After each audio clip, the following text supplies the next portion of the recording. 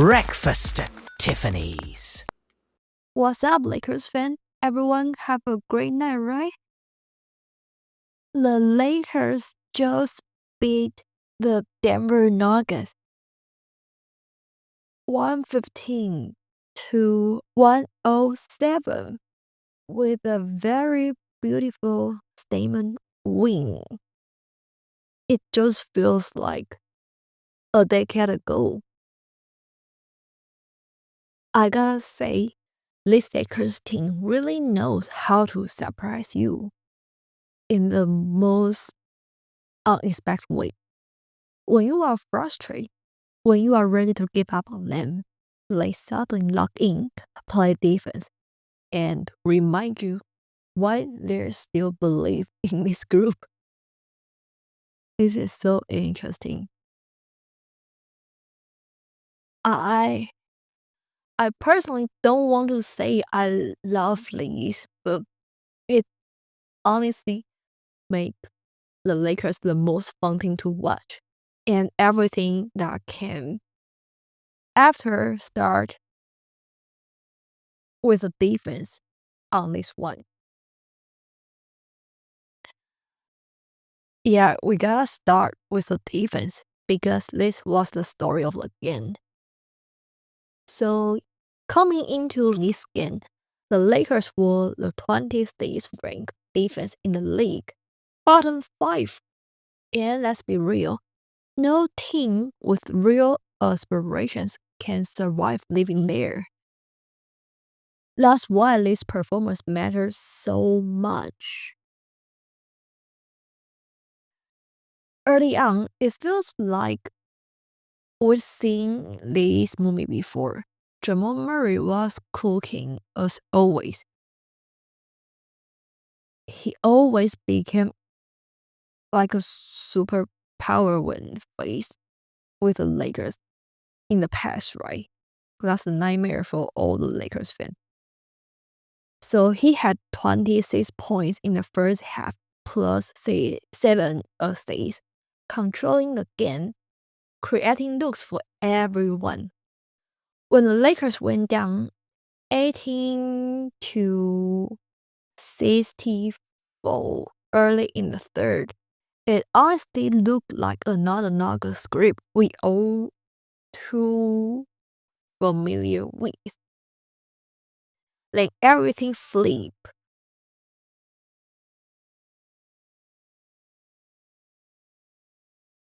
DeAndre Ayton took a hit to the left eye and didn't return for the second half.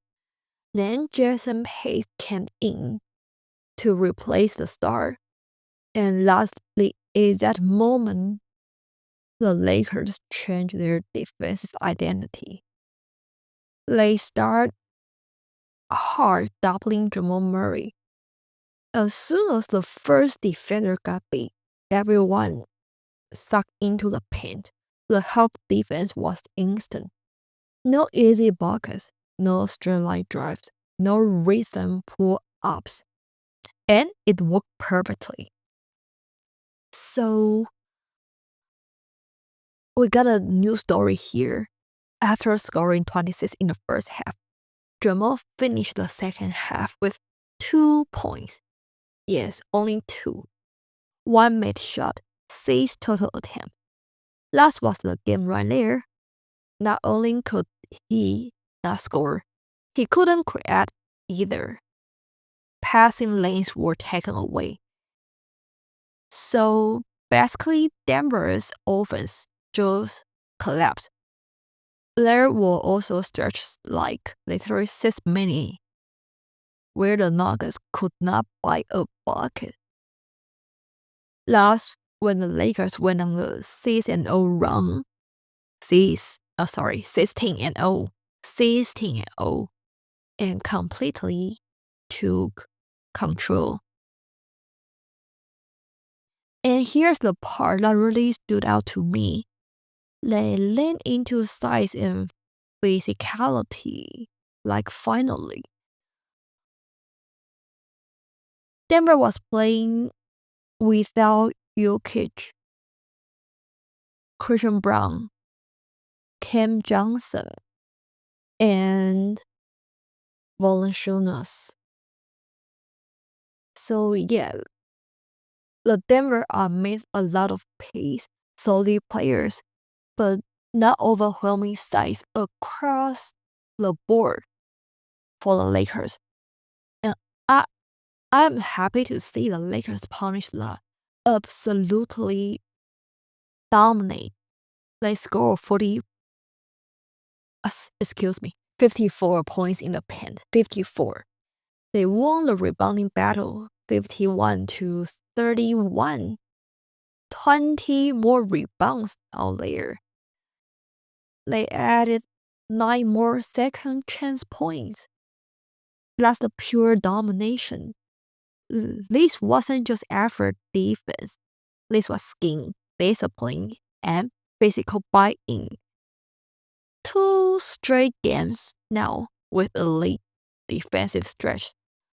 A 95.5 defensive rating against Toronto and 112.6 tonight against Denver, one of the toughest offenses in the league. And they are two really great teams with solid record, might I add here. So the Lakers are truly proof they got a back to play the winning team. This is amazing. And with all of these, yeah, I know all the Lakers fans are too familiar with the Denver and Lakers historical rivalry. But what makes it special here is that we got Luka Doncic. This was one of those games where the Lakers just could not find any offensive rhythm outside of one guy early, like Luka. And because of that, he basically became the entire engine for the Lakers offense, like as always. We have talked about this before of the Denver matchup. One of the biggest wins in Lakers Nuggets games has always been Luka's role. When Denver tries to turn him into just a scorer, that's when things get dangerous. So early on, that's exactly what they did. They stay home on shooters that limit ball movement and basically tell Luka just go beat us yourself. And he did. So he was scoring efficiently, getting to his spot, making tough shots, controlling the tempo. Like literally just doing all the Luka thing. Eventually, Denver realized they had a problem. Luka was way too comfortable. So they adjust. They start sending more help, trying to get the ball out of his hands. But it was already too late. Like, once Luka gets into that rhythm, the game just shuts down for him. And that's exactly just sometimes he uses his power to drag all the defenders' attention and try to make space, open look for all his teammates, and just doing a lot of drive and kick. So yeah, that's the kind of things Luka tried to control of the game. Especially in the fourth quarter, you could feel that he stopped like trying to players, defenders, and then just picking them apart. That balance between scoring and playmaking is what separates him from almost everyone else in the league. But what makes this game special to me, though, was the pace. Like, that might honestly be one of my favorite Luka games of the season. from a past perspective.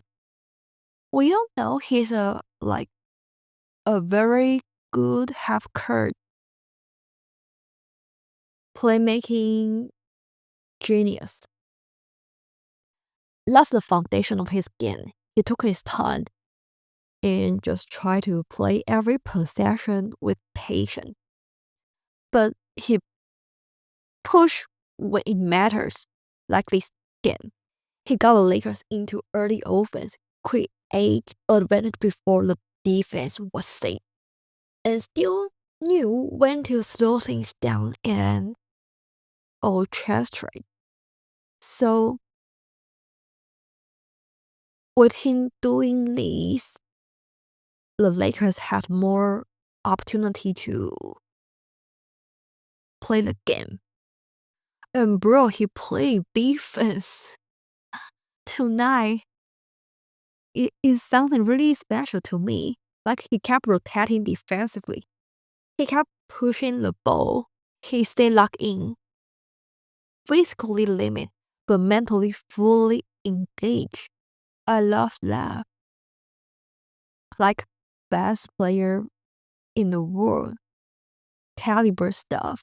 And honestly, we haven't seen that version of Luka consistently enough this season, which is why this one stood out so much. And JJ Redick also knew this, basically confirmed all of that after the game. He talked about Luka's passions, his pace in early offense, and how he was getting pen touch to create assists. It was a phenomenal statement game for Luka Doncic. And also LeBron, he has been so effective playing out of the post lately. And I love his choice for only made one three-pointer. Yeah, he knows ball. And also like when teams trap or double, it's not just offense, it's rotation, it's defense, it's energy. Luka and LeBron just out there be the role model for the guys on both ends. And also Marcus Smart being awesome defensively and taking a huge charge. And he made 3 threes in the second half. That was huge. And also Vando doing what he always does with contest rebounds in the fourth. Jason Hayes coming in at halftime, starting the second half, and going way past his minutes restrictions after Adam went out.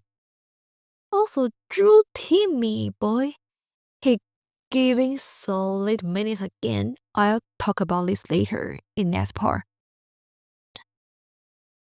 Yeah, so it was a great team win. Was a full team effort. My only concern with Luka is something we have talked about all season about the refs. He's up to technical fault number 13 after this game. 16 gets you an automatic suspension. That means he's got 2 tags left to manage over the next 40 games. So, what I heard was that he's planning to appeal one from this Naga skin, which helps, but still, the yelling at the refs has to calm down a little bit, boy. Because sometimes when he was like complaining or yelling at the ref, instead of running back into the transition, that always made the Lakers look so bad on defense because it was a situation now for on 5, right? That's horrible. So you can feel how much emotion Luka got when he's playing with right now. And I mean, I love the patience, but you cannot let that cost your games down the stretch, boy. Still, big picture here, this was a statement Luka again. Control, tough, efficient, and competitive. A truly MVP level impact on both ends, even while playing through pain. That's the version of Luka the Lakers needed if the team is going to keep stacking wins and get a chance, right? But with all this being said, I'm going to talk a little bit about Drew Timmy, our branding big, our two-way guy, because this is getting interesting here. Timmy didn't play huge minutes, but when he was out there, you definitely felt him. So early in the second quarter, he gave the Lakers a real offensive spark. He finished 4 for 6 from the field, knocked down a 3, and ended up with 9 points and 2 assists overall tonight. He was very present offensively. The ball didn't stick, the offense didn't stall. Things flow. What really mattered with Timmy is his feel and his reading for the game. His ability to read situations is legend. Solid low post footwork if you watch the game. And also, he always made good and fast decisions. And that 3-point shooting rate also matter. So the thing is that we all know Luka is a very good pick and roll ball handler. With Hayes out there, I mean, with all our impression, Luka is so good with all the lob threats. But Timmy just here to unlock a new way of the pick and pop with his elite 3-point shooting. That really matters. And he actually looks so pretty on the court. That's why I've been pretty supportive of the Lakers keeping him around. He's not just a body, he actually connects piece and makes a bucket. You can run offense through him in short stretch. He can act as a setter, a connector, a screen, and someone who keeps the ball moving. So I love the minute he shared the floor with LeBron. He suddenly became the second unit offense, like with his pass and just easily to takes pressure off LeBron a little bit. Yeah, but let's say the defensive issues are real out there. So Timmy was pulled pretty quickly in the first half, and you could easily see the reason. All because of the defense. Defensively, the limitations are just there. He doesn't have great explosiveness or lateral speed. So it's difficult for him to defend the bigs. And especially the Lakers play a lot of switch. It's also awful for him to get a mismatch to the guards, having the speed limitation. And also his rim protection is not as strong. So we need a system there to protect him. And Jaden really did a good job out there. He just put Timmy and Aton together and play the 2-3 zone. So when I saw they start to try this thing, I know they are just trying to do things to protect Timmy. So with Adam being the ring protector and Vandal out there on the floor to do all the point of attack defense and try to grab the rebound as much as he can. And Smart also there to help with the defense. And LeBron just being the playmaker to try to connect everybody and make a lot of transition and fast break.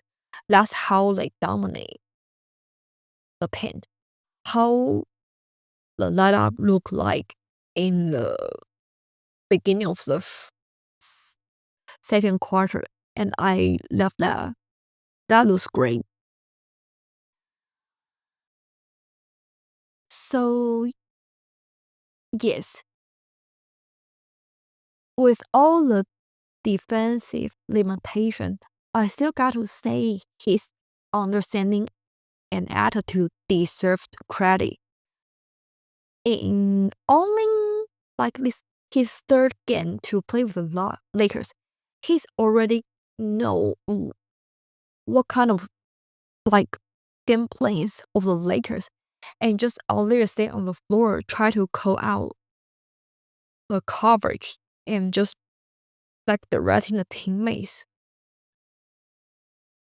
It really surprised me in so many ways because we talk about like JJ just publicly talk about some of his guys didn't even know the scheme. So yeah, it's really special for me. And also LeBron talk about this after the game. He said Tim is actually someone who can help the Lakers. I can't remember when was the last time he said this kind of thing, but I know this is huge, this is big. So yeah, the challenge now is try to figure out how to use him without letting him become a defensive liability to the Lakers. If JJ can keep him in the right lineups, in the right matchups, there's real value here. Not a starter, but a smart, skilled big who can help the offense breathe when the stars state. That's something JJ and the coaching staff need to think about. Okay, and next one, Austin is expect to come back during our A Rudy games. I'm really excited. So which means with the scary schedule coming up, we got 7 more road trips till February 3rd. I'm excited to see him back. And exciting to see him play with all the squad. Like I can already feel he will beat Timmy a lot. And also Adam definitely miss him a lot. And also Luka. Hayes, a lot of guys have a good chemistry with him, like LeBron. So yes, a lot of positive here's coming up, which really just happy for me to see. Okay, so that's a wrap. We got this win, a big win here, a big win to start the crazy road trip. I wish you guys enjoy this one as much as I do. I really do. And that's one we are going back to LA to play against the Clippers. I know they are hot. I noticed that Kawhi Leonard has been balling after playing the Lakers last time. So we'll see what's gonna happen this one. Alright, you guys have a great day. Enjoy this win and drink more water. And stay warm. It's just so fucking cold out there. Okay, I wish you guys have a great day. I'll talk to you very, very soon, okay? Have a good one.